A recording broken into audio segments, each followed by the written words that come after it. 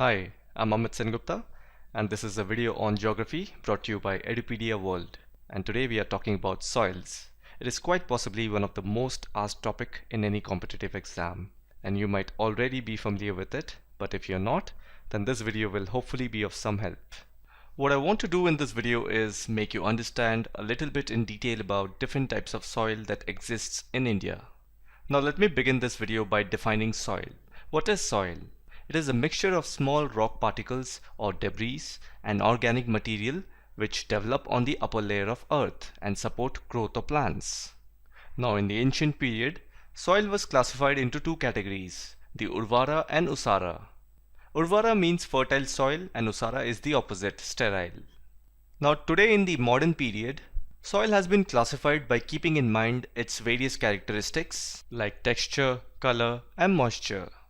And this all could be possible due to departments like Soil Survey of India and National Bureau of Soil Survey. They are a government body that studies soils of India and their characteristics.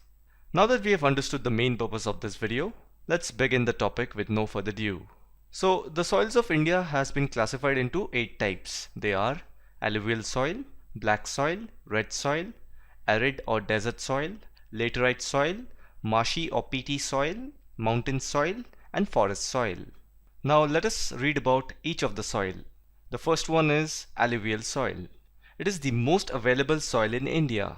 So we are talking about 43% of the total soil that exists in India.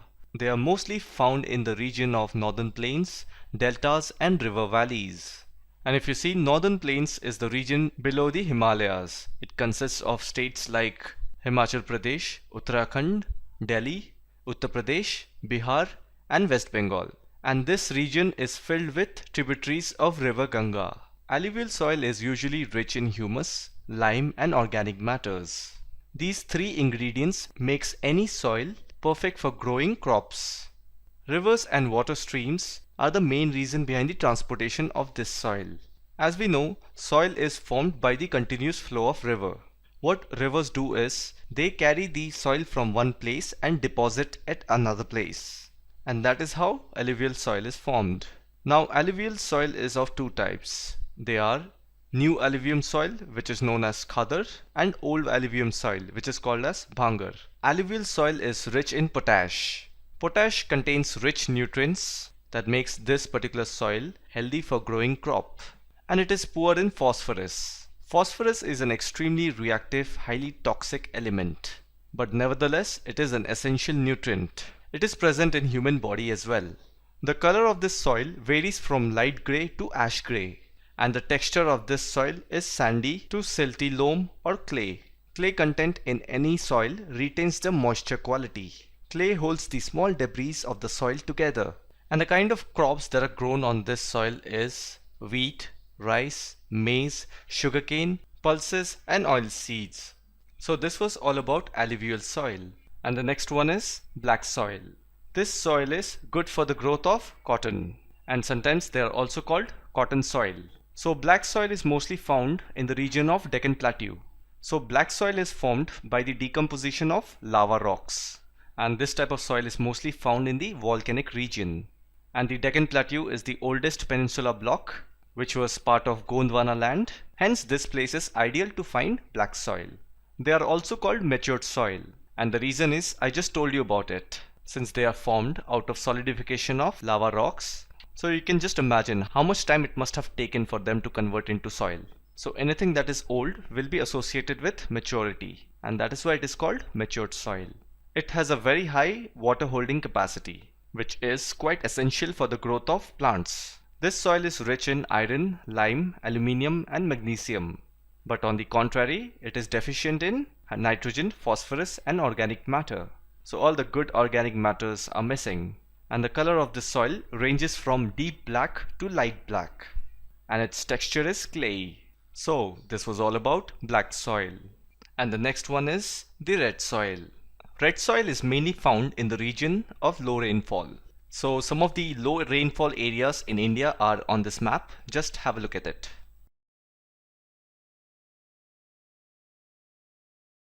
The color of the soil is red due to diffusion of iron. So you will find a lot of iron content in this soil. Iron is found in the form of ferric oxide, and it's a naturally occurring compound of iron. Now this soil is poor in phosphorus, nitrogen and humus. So a lot of the good ingredients are missing. And if you notice, all these three ingredients were present in alluvial soil. That is what makes it fertile. But here it is missing. So the texture of this soil is sandy to clay and loamy, which means it does has the moisture content, but at the same time it is also very dry. So in the rainy season you will find red soil being very sticky, and during summer it will be very dry. This soil is porous, which means it absorbs water. And this kind of soil is mostly found in the region of eastern and southern part of Deccan Plateau. So you can look at these regions on the map.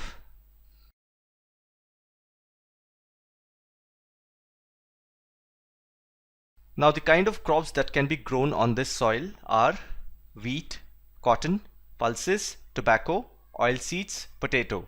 And this was all about red soil. Coming to the arid or desert soil. So this kind of soil is found in the dry and semi-dry regions. You can easily relate as to which place I'm talking about. I'm talking about regions of Western India, that is Gujarat, Rajasthan, and some parts of Haryana, Madhya Pradesh. So these are the regions which are dry and semi-dry. Now here in this location, the soil is mostly moved by wind activities. You must have heard about the sand dunes in Rajasthan. A strong sand dune can take away large chunk of soil. So this type of soil also has high content of salt. In other words, these soils are in general saline. That's why some of the regions in Rajasthan, with a process called salinization, regular salt is obtained. Now this type of soil absolutely lacks moisture and humus, meaning there is no rich and organic content.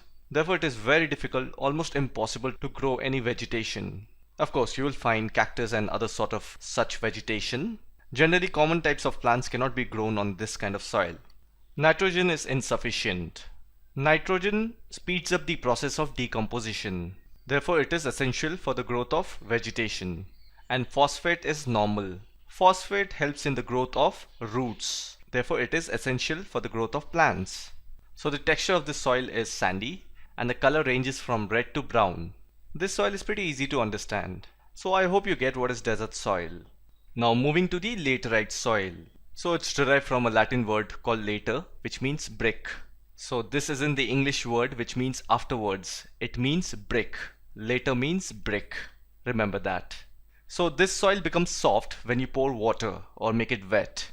But then as soon as it dries, it becomes hard and sturdy, just like a brick. Therefore the entire brick industry relies on laterite soil.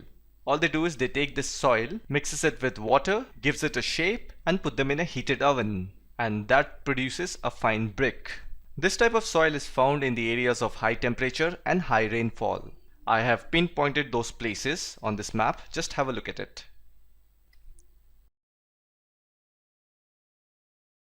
Now these soils are poor in organic matter.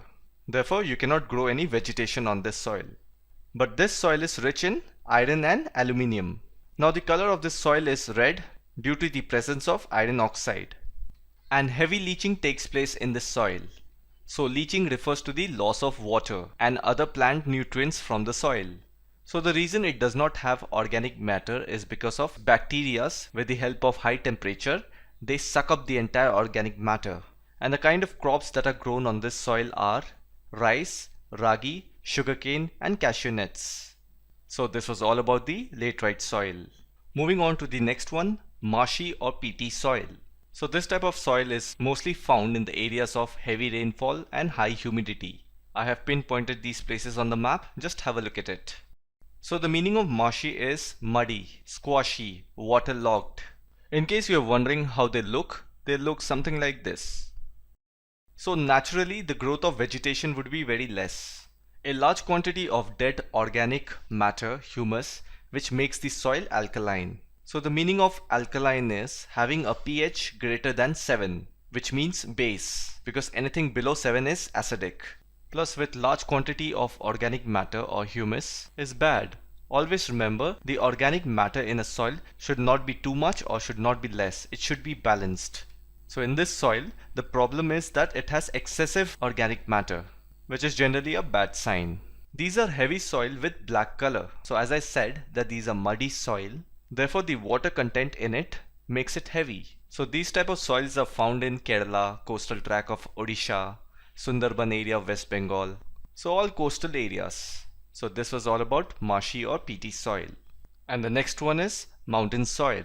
And it is self-evident that this kind of soil is found in the mountainous region of the country.